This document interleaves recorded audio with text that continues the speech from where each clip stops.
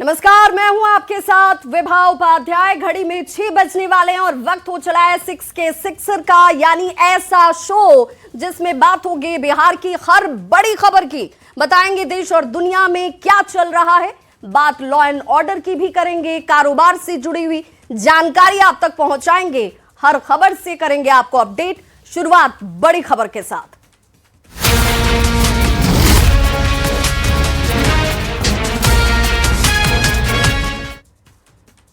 सबसे पहले बात जहानाबाद की नीट एस्पिरेंट की संवेदना की संदिग्ध बलात्कार और मौत की घटना का आज पूरा 1 महीना हो चुका है और अब इस पर सियासत दिन प्रतिदिन बढ़ती जा रही है।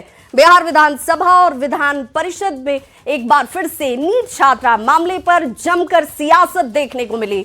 पूर्व मुख्यमंत्री राबड़ी देवी के नेतृत्व में विपक्षी नेताओं ने हाथों में तख्तियां लेकर नीतीश सरकार के खिलाफ जमकर नारेबाजी की।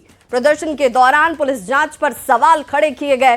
साथ ही राबड़ी देवी ने यहां तक दावा कर दिया कि नीट छात्रा मामले में किसी मंत्री का बेटा या फिर खुद कोई मंत्री ही शामिल है। गृह विभाग की जिम्मेदारी संभाल रहे डिप्टी सीएम सम्राट चौधरी ने राबड़ी देवी के इसी बयान की आलोचना की और ये चुनौती दे दी कि राबड़ी देवी जनता के बीच उन लोगों के नाम का खुलासा करें जिसकी ओर उनका वो इशारा है। सम्राट चौधरी ने ये गारंटी दी कि अगर किसी भी मंत्री या मंत्री के बेटे का नाम आएगा तो 24 घंटे के अंदर बिहार सरकार उन्हें जेल में डालेगी।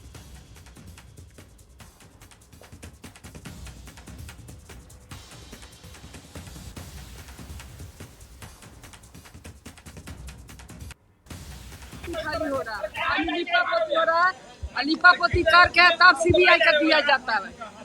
लिपापोती करके बचाने का काम सरकार का आदमी है। सरकार का कोई मंत्री का बेटा होगा चाहे मंत्री कोई होगा, सरकार का आदमी है, पब्लिक कोई नहीं है।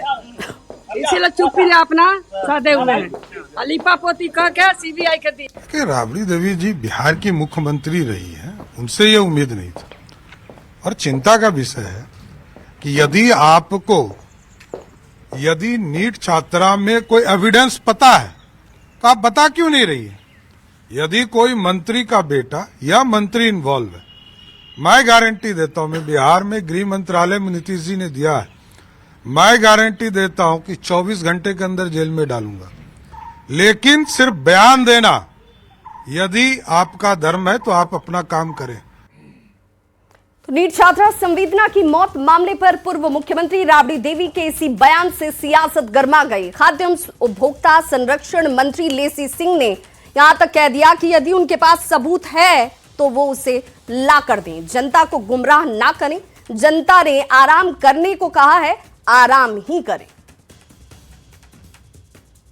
ऐसा नाम है, सिर्फ भेग में कहने से नहीं होगा। कौन किए हैं तो नाम बताए, उस पर कार्रवाई होगी, दोषी होंगे तो। हमारी सरकार में न किसी को फंसाया जाता है न किसी को बचाया जाता है, न्याय संगत कार्रवाई होती है। तो ये लोग सिर्फ बिना तर्कहीन बात करते हैं, कोई मुद्दा नहीं है और जनता ने इनको बैठने का आराम करने का मौका भी दे दिया है। तो इन लोगों के पास कोई मुद्दा न पहले चुनाव में था न अब है।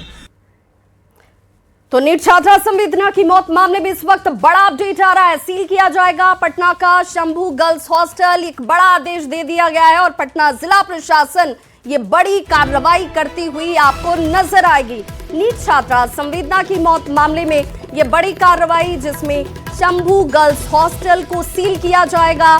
शंभू गर्ल्स हॉस्टल को सील करने के आदेश दिए गए हैं। बिहार सरकार ने गाइडलाइन कल ही जारी कर दी थी। गृह मंत्री सम्राट चौधरी के आदेश पर सख्ती साफ तौर पर नजर आती हुई छात्राओं की सुरक्षा को लेकर एक बड़ा कदम उठाया गया है। गर्ल्स हॉस्टल के लिए नए नियम और गाइडलाइन जारी कर दिए गए। नए गाइडलाइन क्या कहते हैं वो भी समझ लीजिए। नई गाइडलाइन जारी होने के बाद सरकार की ये पहली बड़ी कार्रवाई है, जिसमें ऐसे गर्ल्स हॉस्टल को सील करने को लेकर आदेश दे दिया गया है और बहुत जल्द शंभू गर्ल्स हॉस्टल पटना का सील हो जाएगा। यह आदेश इस वक्त सामने।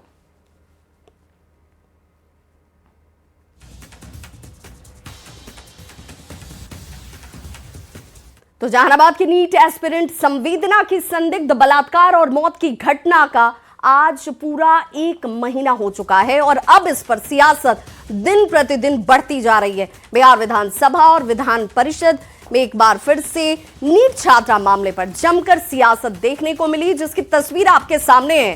पूर्व मुख्यमंत्री राबड़ी देवी के नेतृत्व में विपक्षी नेताओं ने हाथों में देखिए कैसे तख्तियां टांग रखी हैं और इसे लेकर नीतीश सरकार के खिलाफ नारेबाजी करते हुए नजर आए। प्रदर्शन के दौरान पुलिस जांच पर सवाल खड़े किए जाते हैं। राबड़ी देवी ने तो यहां तक दावा कर दिया कि नीट छात्रा मामले में किसी मंत्री का बेटा या फिर खुद कोई मंत्री ही शामिल है। गृह विभाग की जिम्मेदारी संभाल रहे डिप्टी सीएम, हालांकि सम्राट चौधरी जो हैं वो इस पर नाराजगी जाहिर करते हुए और एक तरीके से उन्होंने कहा कि राबड़ी देवी को ऐसे बयान देने से बचना चाहिए। अगर उनके पास ऐसा कोई सबूत है तो वो उस सबूत को सामने लाएं। अगर ऐसा कोई भी शख्स इसमें शामिल होगा तो उस पर सख्त कार्रवाई 24 घंटे के अंदर होगी। राबड़ी देवी जनता के बीच उन लोगों के नाम का खुलासा कर दें जिसकी तरफ उनका इशारा है।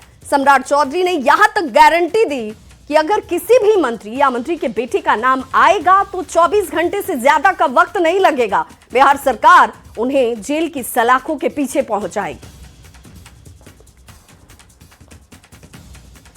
तो बिहार विधानसभा के बजट सत्र के दौरान पूर्व मुख्यमंत्री राबड़ी देवी ने बिहार चुनाव को लेकर सत्ता पक्ष पर गंभीर आरोप लगाए और एक बार फिर से कथित वोट चोरी के मुद्दे को राबड़ी देवी की तरफ से उठाया जाता है। चुनाव में हार को लेकर यह बड़ा आरोप राबड़ी देवी की तरफ से लगाया गया। पूर्व मुख्यमंत्री राबड़ी देवी कह रही हैं कि हमारा वोट चोरी हुआ, इसीलिए परिणाम कुछ दूसरे तरीके से आए। राबड़ी देवी ने आरोप यह भी लगाया कि बिहार में वोट चोरी करके सरकार बनाई गई। मुख्यमंत्री नीतीश कुमार तेजस्वी यादव पर विधायक खरीदने का आरोप लगा रहे हैं, जबकि खुद सत्ताधारी दल के नेता विधायक को 5-5 करोड़ रुपए देकर खरीद लेते हैं। सभी राज्यों में वोट चोरी की जा रही है, ईवीएम मशीन से चोरी कर रहे हैं, उसे हटाया भी नहीं जा रहा है। बिहार में हम चुनाव जीत गए थे लेकिन हमारा वोट चोरी कर लिया गया। नीतीश कुमार और बीजेपी खुद करोड़ों रुपए देकर विधायक खरीदते हैं और हम पर यह आरोप लगाया जा रहा है।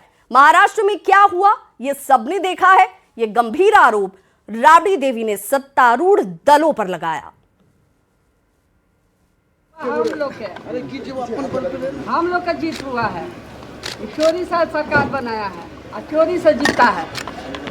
वोट चोरी किया हम लोग हम लोग का 1 करोड़ 90 लाख वोट हमको मिला, हम सब पार्टी के मिला समझा ना, उनको क्या मिला 2 महीने वोट मिला तो चोरी हुआ हम लोग का। वो तो 50 करोड़ रुपया दे के खरीदता है, 5-5 करोड़ दे के 10-10 करोड़ दे के देखे नहीं। महाराष्ट्र में क्या हुआ, सब जगह तो होता है हरियाणा।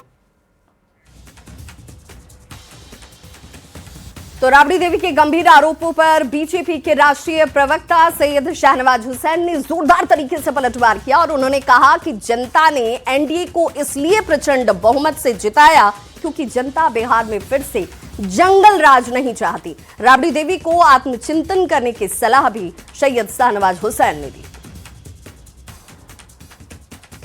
लालू परिवार को ये मालूम नहीं है कि जनता हम लोगों के साथ है। जब वो हार जाते हैं तो हार का ठीकरा नीतीश कुमार जी जेडीयू और बीजेपी पे फोड़ते हैं। उनको मालूम होना चाहिए कि बिहार के लोग जंगल राज पार्ट 2 की वापसी नहीं चाहते थे। जब ज़्यादा राजद के लोग डंडा लेकर घूमने लगे और जातिवाद का उन्माद फैलाने लगे तो जनता ने एक तरफा वोट दिया है राजद को रोकने के लिए, क्योंकि बिहार की जनता तरक्की चाहती है, विकास चाहती है, डेवलपमेंट चाहती है, तरक्की चाहती है। वो जंगल राज की वापसी नहीं चाहती थी।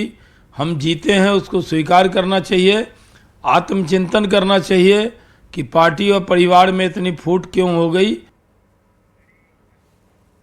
विधानसभा के बजट सत्र के चौथे दिन उस समय अफरा तफरी मच गई जब एक बड़ा हादसा होते होते टल गया। सुबह जब कई विधायक विधानसभा परिसर में प्रवेश कर रहे थे, उसी दौरान भवन की छत का एक हिस्सा अचानक से टूटकर नीचे आ गिरा। गनीमत ये रही कि उस वक्त वहां कोई मौजूद नहीं था, विधायक या कोई कर्मचारी वहां मौजूद नहीं था, नहीं तो मलबे की चपेट में आ सकता था। बता दें कि बजट सत्र से पहले विधानसभा भवन का रेनोवेशन किया गया था और लाखों रुपए खर्च किए गए थे। बावजूद इसके छत का हिस्सा टूटकर नीचे गिरा, इस पर सवाल खड़े हो रहे हैं और चिंता का विषय भी कि रिनोवेशन का काम जब किया गया तो उसके बाद ऐसी स्थिति कैसे बनी कि यहाँ एक छत का हिस्सा टूटकर गिर जाता है। गनीमत तो ये रही कि उस वक्त वहां नीचे कोई भी कर्मचारी या विधायक या गणमान्य मौजूद नहीं थे। आज सुबह महोदय कई माननीय सदस्य आए थे 0 आवर का क्वेश्चन डालने के लिए, पोर्टिको में खड़े थे।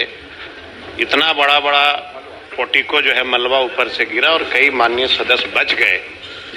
दिखवा तो लेते उसको दिखवा लेना निश्चित तौर पर उचित है महोदय। माननीय सदस्य,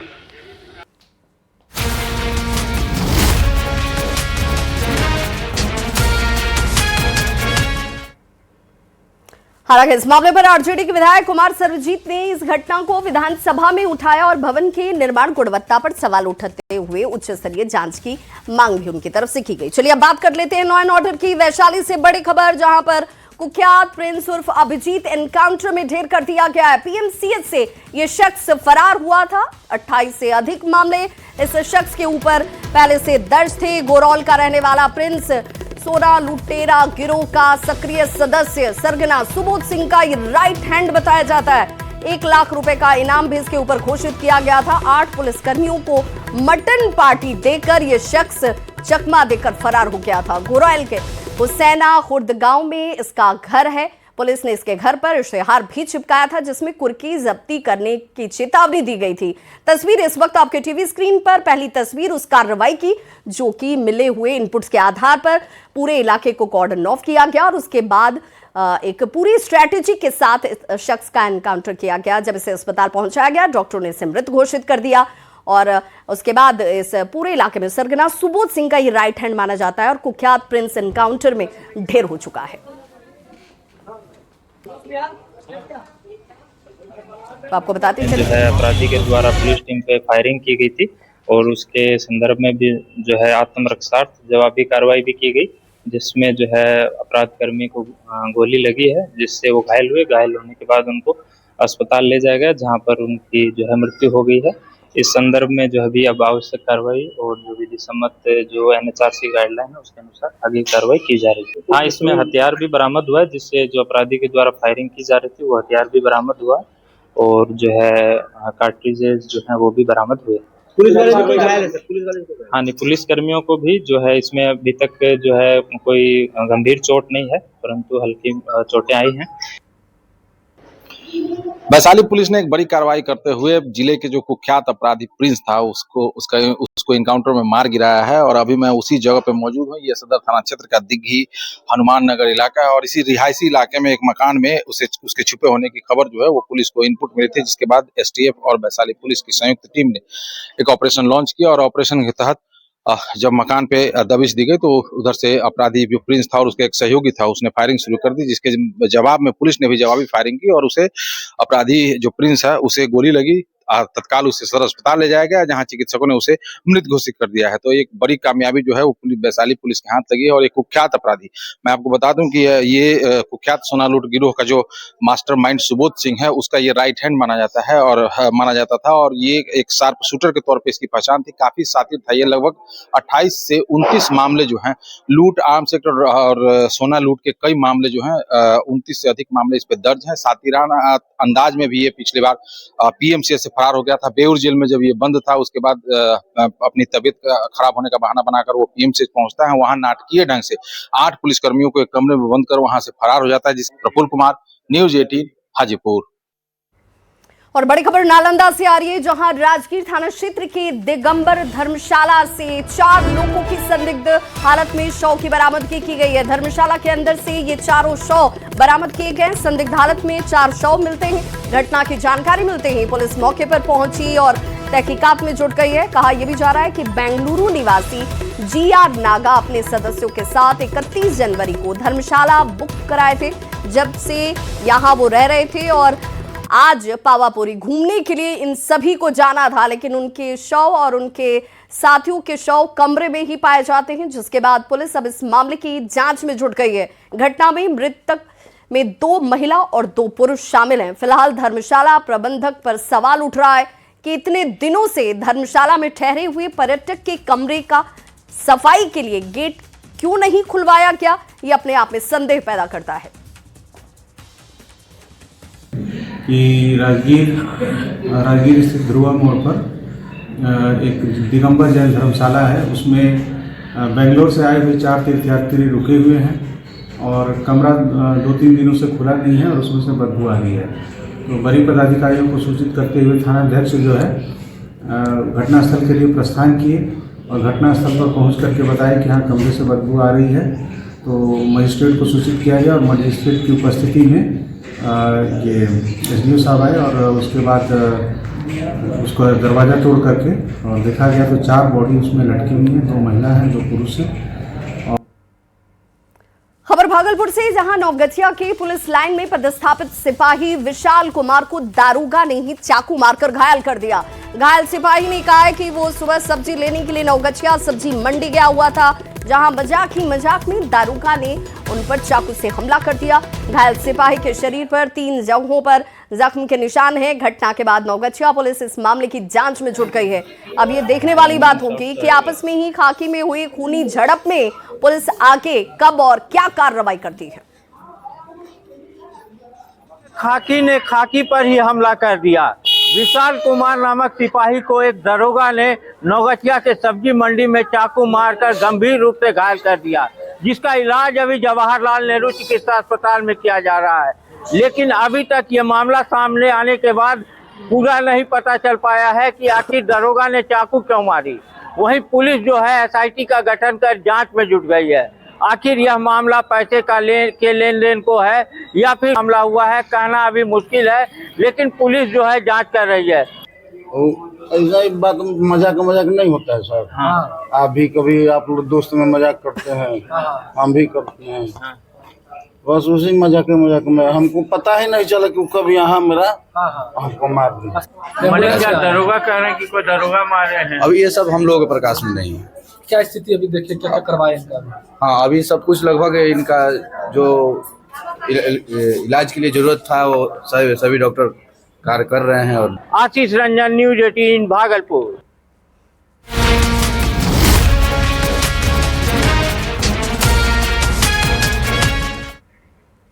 और अब बात देश विदेश की, तो अमेरिका और ईरान टेंशन से जुड़ी हुई बड़ी खबर इस वक्त आ रही है। अमेरिका ने अपने नागरिकों को ईरान छोड़ने की सलाह दे दी है। ये बड़ी खबर इस वक्त आती हुई एडवाइजरी से ईरान में अमेरिकी हमले की आशंका और ज्यादा तेज हो गई है। अमेरिकी दूतावास ने तुरंत ईरान छोड़ने की अपील अमेरिकी नागरिकों से की है। किसी भी रास्ते से ईरान छोड़ने का निर्देश जारी कर दिया गया है। आज ही भारत में ईरानी राजदूत ने ये कहा था कि हम युद्ध नहीं चाहते हैं, क्योंकि ईरान में प्रदर्शनों के दौरान 3170 लोगों की पहले ही मौत हो चुकी है। भारत में ईरान के राजदूत ने यह अहम जानकारी साझा की। हालांकि ये भी कहा गया कि ईरान अमेरिका से युद्ध नहीं चाहता, लेकिन अगर अमेरिका ने ऐसा कोई बड़ा कदम उठाया या युद्ध ईरान के ऊपर थोपा गया तो ईरान इसके लिए पूरी तरह से तैयार है।